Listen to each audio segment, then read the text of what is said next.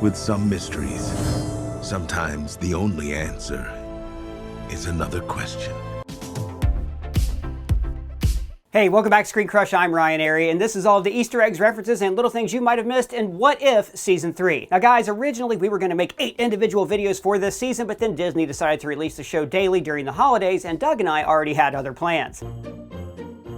Now, we did make an episode 1 breakdown, which we're going to play for you inside this video, but we're also going to point out all of the stuff that we missed in that episode the first time around. We are so excited to break this show down for you guys. It's the final season of What If, which has really expanded what the Marvel Cinematic Universe is capable of. And in this episode, we get to see the Mecha Avengers fight a Hulk kaiju. It is a good time to be alive. The episode starts off as an animated Saturday morning cartoon, which seems like an homage to Marvel's animated history. The cartoon style most closely resembles the 2000 series Earth's Mightiest Heroes, while the score is very akin to the 70s animated shows. Their sole purpose?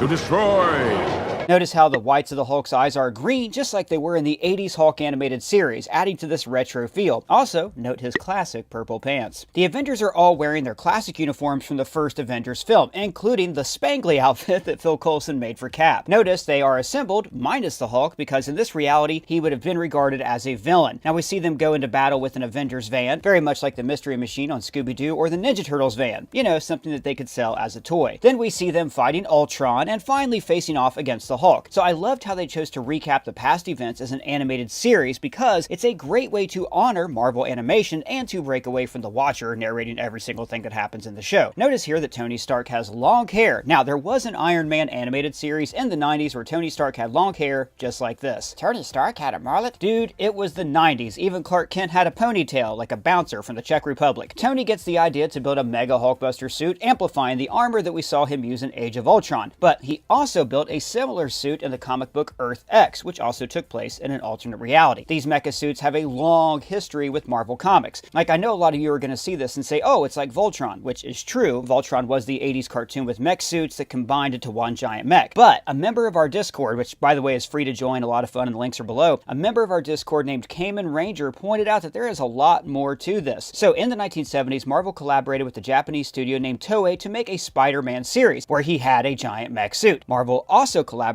with Toei to make a series called Super Sentai, and footage from that show was repurposed into this show. But each Super Sentai series would have originally featured a different Marvel hero with a mech suit, including a Captain America variant called Miss America, and Moon Knight nearly got his own show, but instead fans had to settle for him being adapted as a manga. Still, we think that's why Moon Knight was included in this episode.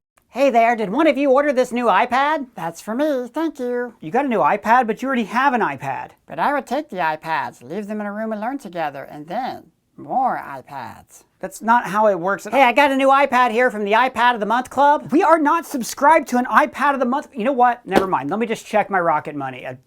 Oh, actually, yes, Doug. It says here we have 5 subscriptions to an iPad of the Month Club. Doug, was this you? It was. Ah, jeez. Doug, your New Year's resolution was to be better at handling money. I mean, that's why you should use Rocket Money. They're the sponsor of this video. Rocket Money is a personal finance app that helps you find and cancel your unwanted subscriptions, monitors your spending, and helps you lower your bills so you can grow your savings. I actually love this app. I use it every day. See, most Americans think they spend about $62 a month on subscriptions, but the real number is closer to $300 a month. That is a huge difference. So even if just a couple subscriptions fall off your radar, those recurring payments you don't even know about really add up. Like, this happens to us all the time. For instance, when we cover a show, sometimes we accidentally subscribe to a streaming service twice. With Rocket Money, you can see all of your subscriptions in one place and know exactly where your money's going. And for any service you don't want anymore, Rocket Money can help you cancel them with just a few taps. It's also a personal finance manager that lets you manage your subscriptions, lower your bills, check your credit score, and plan for your financial future. And the new goals feature automatically saves money for you without even having to think about it. So whether your goal is to pay off credit card debt, put away money for a house, or just build your savings, Rocket Money makes it easy. Rocket Money has more than 5 million users and has saved a total of more than $500 million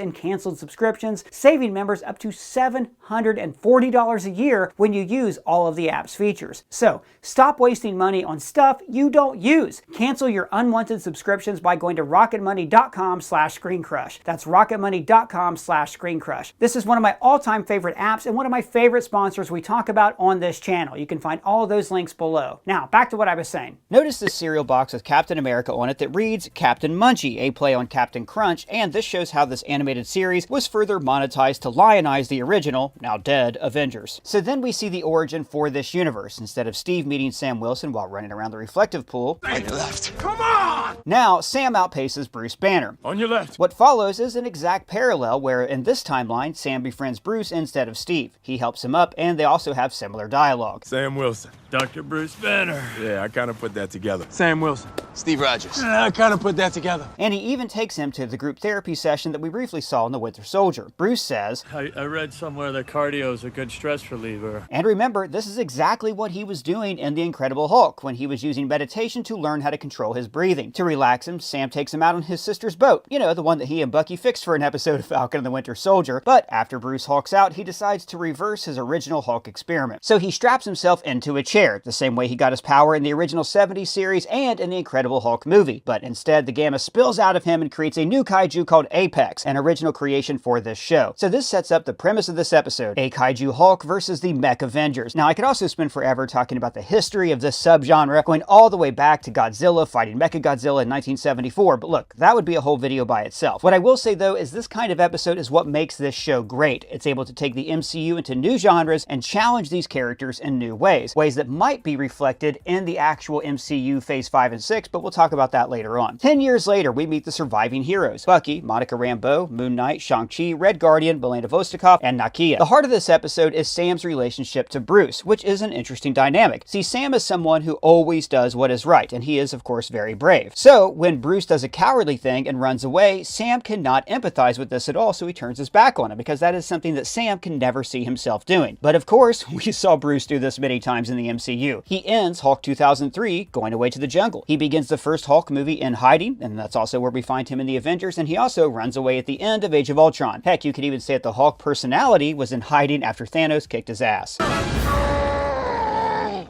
Bruce retreats to Astra Island, which is a pretty important place in the comics. It's where Bruce set up a secret lab and built a device called the Absorbitron. Now, this device was built to absorb nuclear energy, which is exactly what he does at the end of this episode. Now, Bruce at first refuses the call to adventure, but then gives Sam with something new. I call it the Mighty Avenger Protocol. Like the name of the cartoon? Well, the Mighty Avengers isn't just the name of the cartoon that inspires this opening, it's also one of the many Avengers titles in the comics. When the heroes argue about whether or not they can trust Banner, they say, "How do we know he hasn't gone full Colonel Kurtz in his volcano?" So this is a reference to Francis Ford Coppola's masterpiece, Apocalypse Now. Marlon Brando plays an American colonel named Kurtz who retreats deep into the jungle during the Vietnam War. He is not only driven insane, but he attracts a cult following among the natives and his own soldiers. And they also throw out a couple of sports ball terms. Yeah, what do they mean? Well, a Hail Mary is when the guy throws a thing and it's far and he's trying to win. But a blitz is like when the people are attacked with tanks, artillery, and fighter jets all at the same time.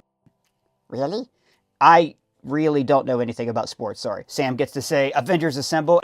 He said it! He said it! The mechs combine into one giant mecha, like Voltron, or of course, like the Power Rangers. Alright, so the Avengers mechs featured some very cool Easter eggs. Love the detail that the mecha has a holographic shield, like Steve Rogers used for a while in the comics. Sam's color scheme reflected his suit from Falcon and the Winter Soldier, which featured more white than his suit that we see in Brave New World. Also, notice how Shang-Chi's armor has an energy gauntlet to mimic the 10 rings, and Bucky's arms are 2 different colors to reflect his bionic arm. And when they combine, each character is featured in a split screen, just like in the show's Voltron and Power Rangers. And Red Guardian says, If Colonel Dreykov would see us now! Remember, Dreykov was the Russian handler they reported to at the beginning of Black Widow. And then Bruce swoops in and this time says, On your left, Cap. which of course is a callback to how they originally met at the start of this episode, but it's also a callback to Sam getting to say the same thing when he saves Cap's bacon in Avengers Endgame.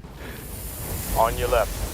And the way Bruce dives in is also similar to how Steve put her in the water in First Avenger. And then Bruce goes full Mecha Gamma, transforming himself into a kaiju, more similar to the Hulk's appearance in the 2099 universe. And the scaly appearance looks more like the Abomination, but it is truly meant to mimic Godzilla right down to the spinal spikes and radioactive breath. But he becomes Godzilla not just in how he looks, but in how he acts. You see, Godzilla is often regarded as humanity's protector, a force of nature that the human race has to learn to trust. And Bruce ends the episode in the same way, retreating from humanity instead of destroying them. And the end is kind of sweet. Hulk is a creature who always feels alone, and at the end, he's finally found a kind of family. I'm sorry, Sam.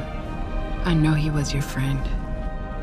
He still is. And I also wonder if we're going to see a similar scene to this unfold in Captain America Brave New World. See, in that movie, Sam is going to face off against another Hulk, Thaddeus Ross's Red Hulk, so he might be able to appeal to his logic and love for his daughter Betty to get him to see reason, similar to what he does with Bruce here. I know you've always been scared that everyone just sees you as a monster, but from where I'm standing, all I see now is a friend. And now let's go through the shards in the opening credits. Here we see Thanos, Moon Knight, the Captain America mech, Kahori, and Bucky from Season 2, Episode 8. Next is an eye from the shot when the mechs combine, a Hydra symbol from the Hydra Stomper, Riri in Episode 5, Avengers Tower from Happy Hogan Saves Christmas, Kingo from Episode 2 this season, and of course Cap's Frozen Shield and Ice from Season 1, What If Hank Pym Killed the Avengers, Spider-Man from the ending of Episode 8, Captain Carter, Killmonger from Season 1, the Frost Giant Laufey, Zeus, and filmmaker Howard Stark from Episode 2 this season. The shards break and we see Arishem, the Hood, Red Guardian, Yondu with the Howard the Duck Darcy egg, Nick Fury, Kahori's brother Wata, Howard the Duck's mugshot, which by the way reads 1986, the same year that his bomb of a movie was released. Then we see Stephen Strange, Captain America from the Season 2 finale, Birdie, Agatha, and Uatu looking at the multiversal tree at the end of Season 2. And then Black Widow, Riri again, Iron Man, Wong, and Shuri. Then we add in Obadiah Stane and Loki right here. And then the shattered shards are Happy Hogan when he mutates in Season 2, Shang-Chi from the Western episode, White Vision, Riri with White Vision's powers, Storm, Doctor Strange forming his new universe, Kaiju Hulk, and of course Sam Wilson. Episode 2 is one of the fun, wacky what-if premises where we get to see Marvel characters in different historical contexts, sort of like when the Avengers assembled to fight Ego back in Season 2. It begins with an old-timey 1930s Hollywood intro with a person in celestial armor hitting a gong. The Watcher catches us up on the story of the Celestials, saying, Before the six singularities and the dawn of creation came the Celestial. And remember, these singularities are how Wong described the Infinity Stones. There are relics that predate the universe itself. While the other relics often appear as stones, the ether is fluid. I love the design of this episode, how all of the sets are created with these angular Art Deco lines that fit in with the pre-war period of American architecture. The way the Celestials line up in this film is inspired by this splash panel from Eternals issue 1, when Jack Kirby first introduced them to the Marvel Universe. The stairs that Agatha descends from are also an old Hollywood musical trope, but after looking at them, I cannot get "I just dropped in" out of my head. Just dropped in to see what condition my condition was in.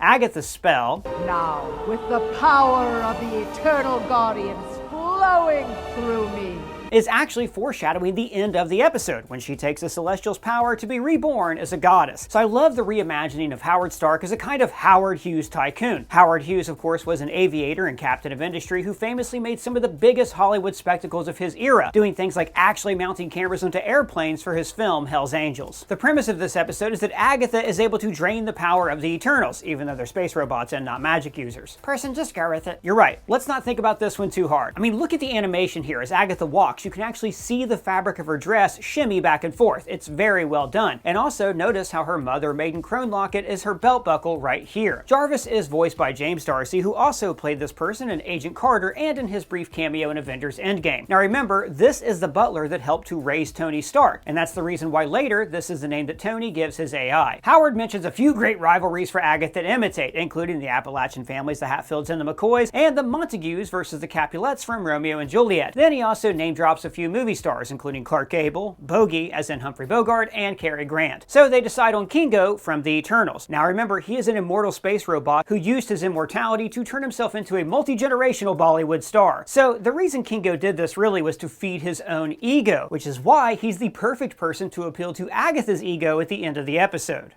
And with that kind of power, you don't have to be feared, because you can be adored. On the studio backlot, notice how the archway for Stark Studios is made to imitate the famous Paramount archway at their studio. And in the background, we see that the sign here still reads Hollywood Land, as it did before the land was removed in 1949. Then Kingo shows up and gives a much better dance number than the one that we got in the Eternals, where he just kind of swiveled around while people danced around him. But Agatha has a background dancer here that actually has an old Hollywood connection to Princess Leia herself, Carrie Fisher. This woman is your mom. And when Agatha and Kingo start to fight, Jarvis says, the script? Are these blue pages?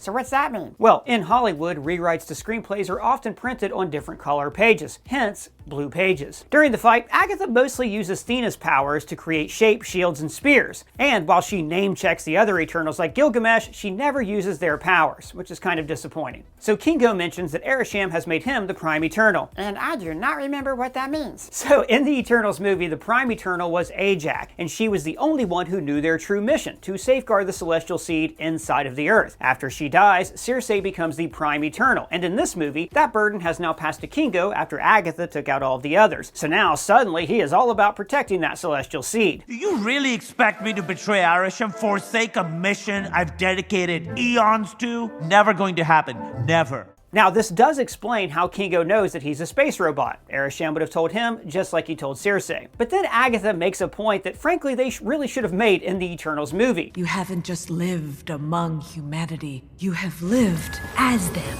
Like more than most of the other Eternals, Kingo had an actual investment in his life on Earth, so he really should have been the first in line to protect the planet. Instead, he decided to sit out the last battle because he couldn't make up his mind, which frankly is a pretty Hollywood thing to do. We see several of Kingo's movie posters, but actually none of them are the posters that we saw in the Eternals or outside of the movie theater here in Loki Season 2. The episode is filled with a lot of inside Hollywood jokes, like actors voicing characters who talk about how awful actors are. I mean, all actors are difficult. We're all sensitive because we're opening up our souls, so Or, you know, when Kingo deliberately calls out certain Bollywood tropes. Yeah, I thought we did things over the top in Bollywood. After he makes his decision, the two of them are spiritually pulled away to speak to Ereshkigal, just like when Circe spoke to him in a vision in the Eternals. Then the Eternal ship, the Daimyo, shows up, and Howard reveals that he'd already worked out that not only was Agatha a witch, but that Kingo is a space robot, which sets up the finale. Notice how Agatha's magic uses purple flames on the candles, the same color as her magic in the live-action MCU. And she's able to pull away Kingo's powers without him having to blast her, even though the show Agatha All Along established that that was not how her power works. I can't steal your magic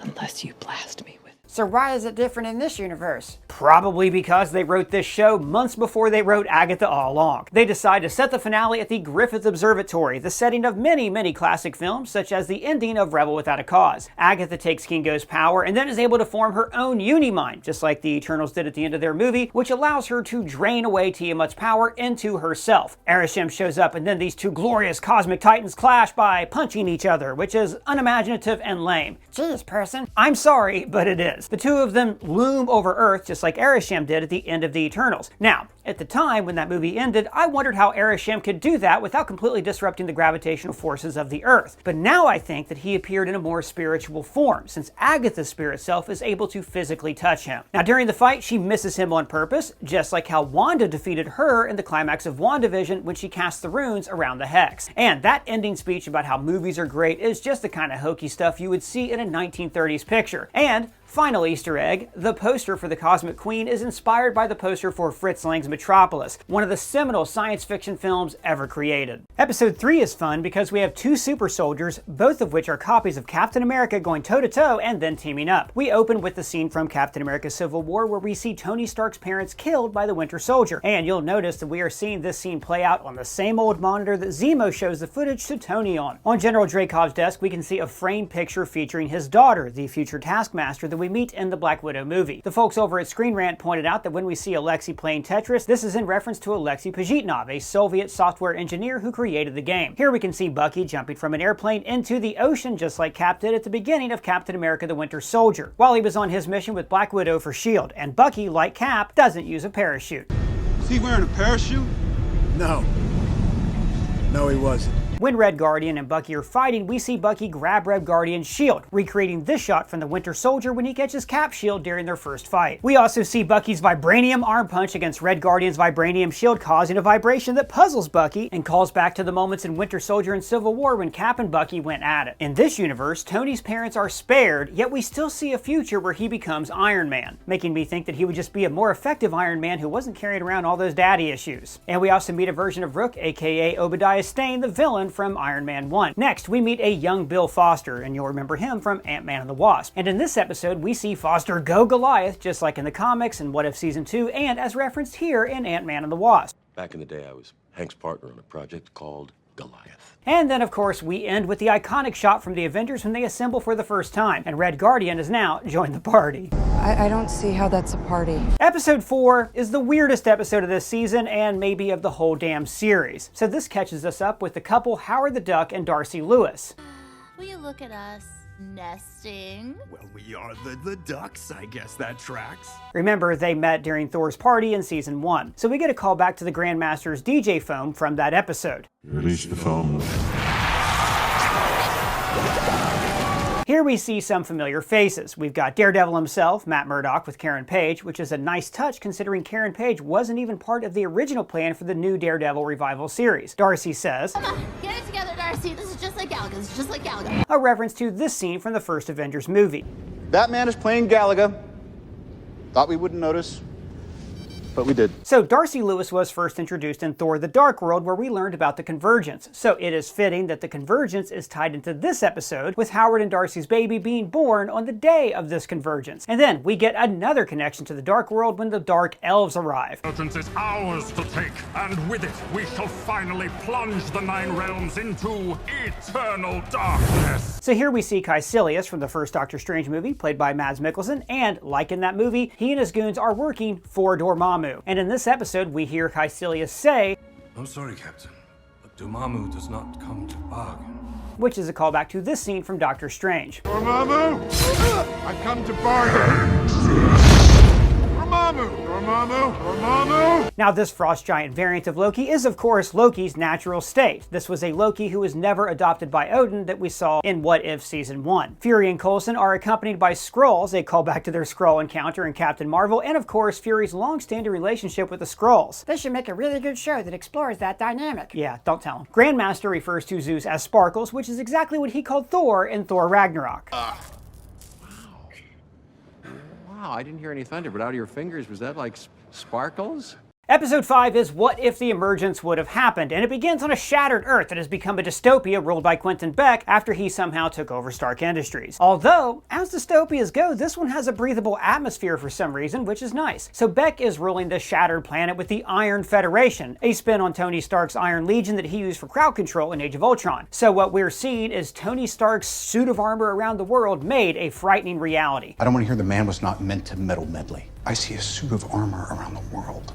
Yeah, what's Mysterio got to do with Tony Stark and all that stuff? Well, remember, Quentin Beck was a disgruntled Stark employee who was also a tech genius. I mean, he was the inventor of barf. So apparently, in this reality, he got to keep the Edith glasses and killed Spider-Man. And the Edith glasses gave him control of Stark Industries. So notice the Mysterio propaganda poster here that is hiding this Alliance graffiti. And of course, that graffiti is the same A as the Avengers logo. So this poster hiding this logo, symbolically, is akin to how Mysterio is using illusions to control the world so the people will put up less resistance. The protagonist of this episode is Riri Williams from Wakanda Forever because originally her show Ironheart was set to release a year before this season of What If. So she sits down to make a deal with Sharon Carter, who remember did a heel turn in Falcon and the Winter Soldier and became a villain called the Power Broker. And in this universe, she's still on whatever side offers her the best deal. So this toy that she brings to Riri is an easy bake oven, and it's part of the episode's recurring theme of showing toys and childhood items in this war-torn world. This used to be someone's,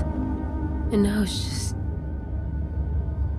wreckage. Beck's illusions and holograms are composed of small discs of light, just like we saw in Far From Home. And notice that Riri's armor is still very janky and homemade, which frankly I love, because I thought that Tony's armor was getting way too advanced. Like by the time Phase 3 ended, it felt more like magic than science. Beck is controlling White Vision, you know, the husk of Vision that was resurrected by the agency's sword, and who's going to be the protagonist of the upcoming Vision Quest series. Riri is rescued by Wong, Okoye, Valkyrie, and Admiral Ying Nan, you know, Michelle Yeoh's character from Shang-Chi and the Legend of the Ten Rings. So they are riding on the Asgardian skiff that we saw in Thor: Love and Thunder, and later they even share a drink in the same room where Valkyrie and Korg had their little heart-to-heart. I should also point out that we have already seen Earth refugees living on a splintered world in the MCU before. This was the plot of Season 5 of Agents of S.H.I.E.L.D., where the team was transported to an alternate future where the Earth had been split apart. The Alliance was looking for Riri because she is building a weapon that can neutralize vibranium, which actually makes total sense because, remember, she was able to build a vibranium detector in college, so she already has a history of studying this mineral. Then we go to their HQ, which is a ship that they say has sunk a long time ago. So I'm wondering if maybe this ship is supposed to be the Titanic. Let me know if you think I'm right down in the comments below. Wong casts a Vishanti protection spell around her lab. Now remember, the Book of Vishanti was seen in Multiverse of Madness, where we learned that it's the opposite of the evil Darkhold. Strange Supreme cast a similar spell for the Guardians of the Multiverse when they fought Ultron in season 1 of What If. So this episode also featured lots of callbacks to the movie The Matrix. Riri working right up until the last minute while the machine is bearing down on her outside is like the climax of both the first and third movies. But also, the way Vision effortlessly fights the Alliance with one arm is like after Neo unlocks his full potential and defeats the agents in the hallway. And finally, Riri seeing through the illusions is just like Neo seeing the Matrix after he is resurrected. Afterwards, she places Vision in a padded coffin like his original birth matrix that we saw in Age of Ultron. So this episode shows us that Riri is a lot like her hero Tony Stark. She always thinks that she can invent her way out of a jam, but this impulse is also her downfall, just like it was Tony's downfall in Age of Ultron. And also like the villain Ultron, Beck's ultimate plan is to take control of the Vision's body. Now, the sequence where Riri is in an illusion is of course just like when Beck created a false reality for Peter Parker in No Way Home. And the revelation that she actually killed all of her friends is lifted from the comic book Old Man Logan, when Mysterio casts illusions to fool Logan into thinking he's killed his fellow X-Men. And he also calls himself the Master of Illusions, which is his nickname in the comics. And the episode ends with Riri casting the Avenger symbol into the sky, similar to how Johnny Storm creates a 4 in the sky with his flames to summon the Fantastic Four. And then we see the 3 Watchers, who I'm wondering could be the same 3 Watchers that we saw talking to Stan Lee in Guardians of the Galaxy Volume 2. Episode 6 is 1872, which was actually a spin-off of the 2015 Secret Wars comic, where different realities were mashed together into one planet. Now normally, What If episodes center on one event that went differently, but as the Watcher explains, sometimes an entire universe just turns out different. He mentions the fringes of the multiverse, similar actually to how Wong described the placement of different realities in Spider-Man No Way Home. That spell travels the dark borders between known and unknown realities. The Marvel animation intro is now a sepia film, like the format of the earliest westerns, and the film burns at the end. Now, beginning the episode with this sepia tone reminded me of the opening to my all-time favorite western, Tombstone. The episode also begins at an old church, just like the opening to Tombstone, and this immediately calls to mind the many great spaghetti westerns made by Sergio Leone. In fact, this still barren landscape seems like an homage to Leone's Once Upon a Time in the West. So they fire at the bell 10 times, this universe's version of the 10 rings of Shang-Chi. Oh, that's very clever. I thought so too. And his sidekick is Kate Bishop's Hawkeye. Now, every character in this episode is voiced by the same actor who plays them in live action, including John Walker's Wyatt Russell in the opening scene. But I also think it's cool that Haley Steinfeld is in this episode because her first on-screen role was in the Coen Brothers remake of True Grit. They tell me you're a man with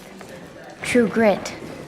One of the guys says, "Let's get her done," which is the catchphrase of the world's worst comedian, Larry the Cable Guy. Get her done! But I like Larry the Cable Guy. I said what I said! So they are looking for the Hood, who is actually set to be the villain in the live-action Ironheart show. Long story short, in the comic books, the Hood was an ordinary crook who discovered a cloak and boots that belonged to Dormammu, and these items gave him a variety of powers that we also see in this episode, including invisibility. But in the MCU, it is likely that the Hood will have originally belonged to Sacha Baron Cohen's character Mephisto, and this episode portrays the Hood as a kind of demonic entity that preys on Zhuge Ling's worst desires. So when the Watcher explains the fringes of the multiverse, we also see the Loki Gator that we saw in The Void at the end of time in Loki Season 1, Episode 5, and we also saw Throg, who appeared in that same episode. Throg is also, of course, from Walt Simonson's famous run on the Thor comics. We also see Crossbones as a pirate with Black Widow and Black Panther, and we also see the Ultron show tune reality, because who could ever imagine a machine performing on stage? We didn't have a godfather of crime. We had a nephew. So this episode is actually grounded in a tragic history of how the West was built. So in this episode, we hear about exploited Chinese laborers, and in real life, it's estimated that as many as 1,200 Chinese immigrants died during the building of the Transcontinental Railroad. So the two of them tracked down a levitating train made from Stark hover technology, but this is more akin to the early type hovercraft that we saw Howard Stark struggling to perfect in the first Avenger. I did say a few years, didn't I? And we see that this train is also powered by a proto-Stark reactor before Tony miniaturized it in a cave with a box of scraps. So a flying train is also very similar to the time machine that Doc Brown builds in Back to the Future 3, which was, of course, a Western. Walt Goggins is back as Sonny Birch. He was the villain from Ant-Man and the Wasp, and in this Explode, he plays the role of the Six-Fingered Man. The Hood didn't kill your parents, Miss Bishop. Birch has a machine that hypnotizes people with sound, similar to the Stark-made sonic tech that Obadiah Stane used against Tony in Iron Man 1. Now, this is another instance where the Watcher intervenes, but I like how he did it somewhat indirectly. He saved the kid, who would eventually cause a distraction to save the heroes, making me think that he has seen some realities where the kid lived and then helped Shang-Chi. In fact, the kid's greater destiny is hinted at here. That kid's got some iron fists on him. Because in the 1872 universe, this kid, Kwai-Jun Fan, is that universe's Iron Fist. And finally, we hear, "Sun's getting real low, Hawkeye." Which is, of course, a callback to this. "Sun's getting real low." But also it sets up the iconic Western ending of heroes riding off into the sunset. On to episode 7, which wraps up the series by completely abandoning the premise of the show and giving us a team up for 2 episodes. Episode 7 begins with Peggy fighting the squid monster from the very first episode, and she says, "It was worth it. I had a bone to pick with this guy." Because that monster is the reason she was sent into the future and became a woman out of time. Now the monster is attacking Xandar from the season 2 episode What If Nebula Had Joined the Nova Corps, which ended with Nebula taking over Yondu's Finn and becoming Nova Prime, just like she is here. And just like in that episode, she is accompanied by Korg and the original Groot, who in this reality never died in the battle against Ronan the Accuser. They say, "Evacuate the planet." Nope, that murder squid's torn through the jump point network. And remember, this is the hexagonal network that people use to calibrate faster than light jumps in the Marvel Cinematic Universe. And then Peggy shows up in Kang's time chair from Ant-Man and the Wasp: Quantumania. Hey, I feel like there's a really good story to tell there. Yeah, right? But look, here's the thing. Birdie says later on that a pod is missing, which means that Peggy and her group have basically been hunting Kangs and stealing their time chairs from a bunch of different realities. So who is this group anyways? Did I miss like a team-up episode or something? Nope, they just kind of skipped ahead a few episodes. So this is the MCU version of the Exiles, a group of multiversal heroes that travel between realities. Kahori, of course, is an original character invented for the show who met Peggy at the end of season 2. And Birdie is the daughter of Darcy and Howard the Duck, you know, that we saw the egg of in episode 4. Ew. But she is voiced by the great Natasha Lyonne, who is also playing a mystery character in Fantastic Four First Steps. So maybe Birdie's gonna come into live action? Yeah, I don't know. Storm is from some reality where she got Thor's hammer and become the Goddess of Thunder, and she is voiced by Allison Seeley Smith, who of course voiced her in the original animated series and again in X-Men 97. And when she enters, they play just a bit of the theme from the animated series. Now, after the battle, shards of the multiverse fall, and Peggy recognizes these as pieces of the domain that Uatu watches from. Now, he is being held captive by the Eminence, who is voiced by Lucius Malfoy himself, Jason Isaacs. And there's a change here. The Eminence now narrates the opening, but notice there's a couple subtle changes. For one, the colors are now desaturated to show how the Eminence has a starker view of the multiverse. Instead of seeing all facets of morality, he simply sees events as occurring in black and white. But also notices the images are flipped in this new intro, almost as if the Eminence is watching events from the other side of the Watcher's multiverse prism. This is because the Watcher was involving himself in the affairs of these universes, but the Eminence observed these events from a distance on the other side of the glass. The Exiles foosball table is of course filled with Marvel characters, some of whom are making their MCU debut in this scene, appropriately appearing as a product. We see Thanos, Kang, Iron Fist, Mystique, Scarlet Witch, Infinity Ultron, Magneto, Hela, Black Panther, Zemo, Luke Cage, and Red Skull. Then comic-accurate Captain America, Loki, Storm, and Galactus as one of the goalies, and Doctor Doom is right here beside Wolverine. Then there's Invisible Woman and She-Hulk here, the 90s version of Rogue, and Iron Man, then Wanda, Wolverine, and my favorite Easter egg, Beta Ray Bill, the Corbinite who originally wielded Stormbreaker in the comics. So when they play, they say, "No powers." And remember, this is the same rule that the kids used to play basketball in the first X-Men movie. Hey, no powers. Now, they mentioned that they stole reset charges from the TVA. Now, these, of course, were the devices we saw in Loki Season 1 and 2 that are used to prune variant universes, which the TVA stopped using after the events of Loki Season 2, I think. Actually, after Deadpool and Wolverine, I'm not that clear on what the TVA do anymore. So they rig up the time ship with a crash test dummy. Oh, I know them. No, a different crash test dummy. These were actually the subject of several seatbelt PSAs in the 1990s, who then for some reason were spun off into an animated series.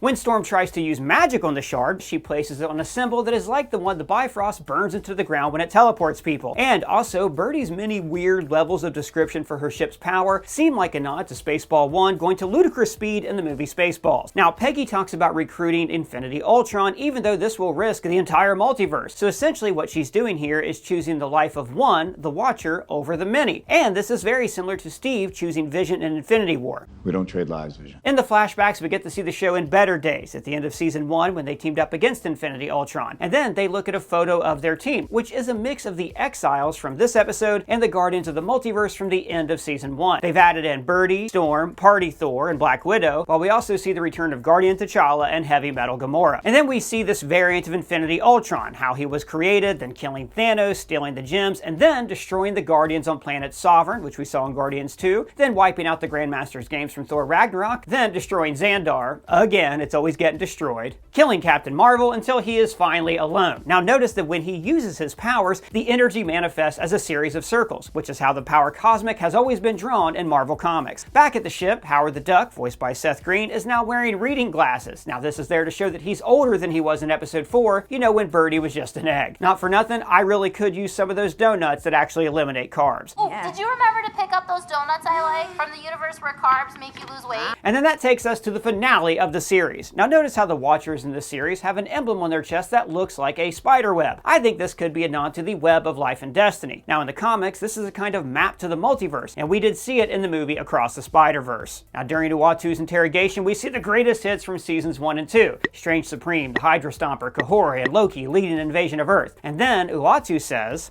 "Surely you can see, for a garden to thrive, it must be cultivated." And this is exactly how the TVA described the sacred timeline, as a tree with branches that needed to be pruned. Now, when they're mentioning all the moments he's interfered that we saw in the show, they also say, "Does not explain your intervention to save Riri Williams." Or Kwai-Jun Fan. Reed Richards. Now, little sidebar here. In the comics, the Watcher first interfered during the epic Galactus trilogy, which spanned Fantastic Four issues 48 through 50. That story also featured the first appearance of Galactus and the Silver Surfer, both of whom are appearing in Fantastic Four First Steps. So it is possible that we could see Uatu interfering by helping Reed Richards in that movie in order to save the universe from Galactus, which is what happens in the comics. And that could be the interference that they are referring to right here. But if that doesn't happen in First Steps, then these Watchers could actually be referring to Uatu helping Reed in Fantastic Four issue 50. But of course, the best Easter egg, probably in the whole season, was this. Some girl named Madison with 2 N's and 1 Y. You remember her from She-Hulk. Madison with 2 N's, 1 Y, but it's not where you think. Then the Exiles show up to stage a rescue, and when they travel between universes, the images that we see imitate the faster-than-light travel that we saw in 2001: A Space Odyssey. And Birdie says, "Hold on to your butts!" Which, I mean, has to be a nod to this line from Jurassic Park. Hold on to your butts. The Watchers destroy the ship, splitting Peggy's shield, one of many parallels to Steve Rogers' last fight in Avengers Endgame. And then the team lands on what essentially looks like a Trapper Keeper from the 80s. After a smashy fight, they all take oaths to become Watchers and get upgrades. Storm gets a headdress like her original suit in the comics. Birdie gets full-on wings attached to her arms, similar to the way the Falcon's armor works. And Peggy's shield gets these lines added to it, which look like they're straight out of Jack Kirby's Eternal Comics. It's a subtle way to hint at the greater cosmic power that she now yields. During the fight, there are also some other cool nods to Captain America's history. When her shield gets split into 2, we hear the theme from First Avenger.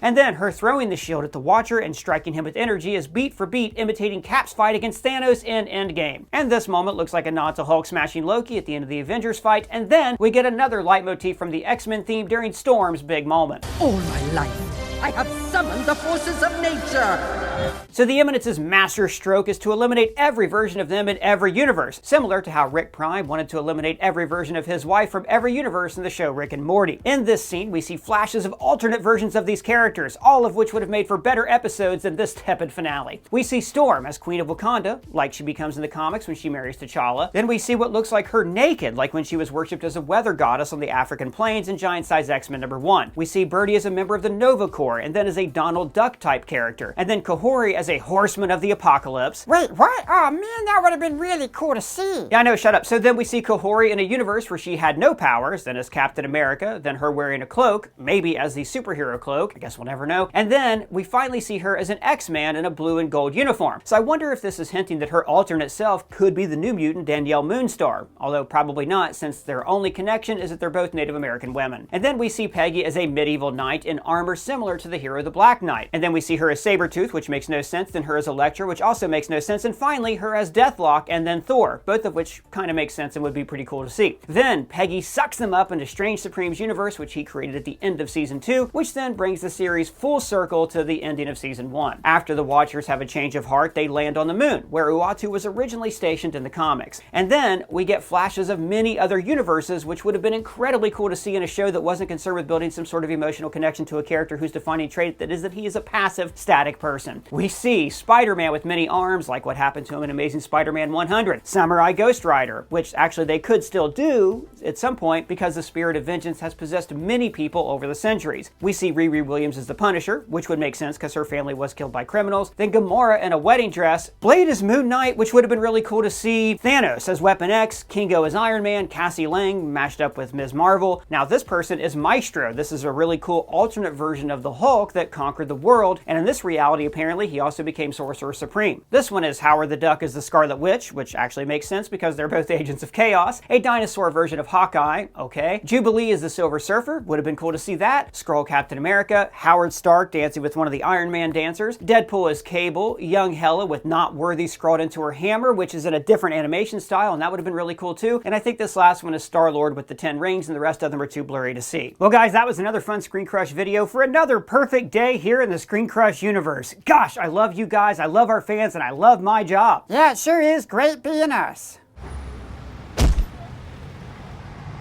I hate that ScreenCrush Ryan Airy.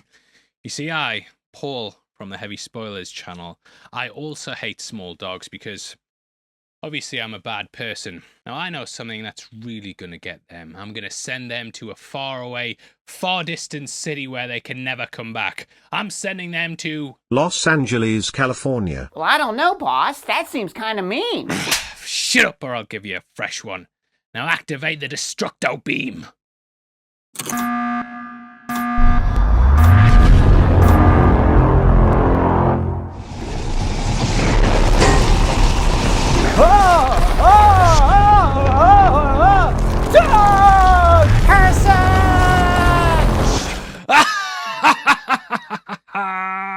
That's right, guys. This week we will be in LA and Phoenix with our live show, and the next week we're in Dallas and Houston. We are so excited to show you guys this show. It's like Pee-wee's Playhouse for Nerds with exclusive breakdowns, special guests, weird dream sequences, and maybe we'll actually all learn a little bit about ourselves along the way. The links for tickets are below. You don't want to miss this. So, as you guys can tell, I was not thrilled with the 3rd season of What If. We are doing a review video about it that'll be out soon, but let me know your thoughts down in the comments below or at me on Twitter, Blue Sky, or Threads, or on our free-to-join Discord server where we are going to be lighting this thing up complaining about this show. And if it's your first time here, please subscribe and smash that bell for alerts. For ScreenCrush, I'm Ryan Airy.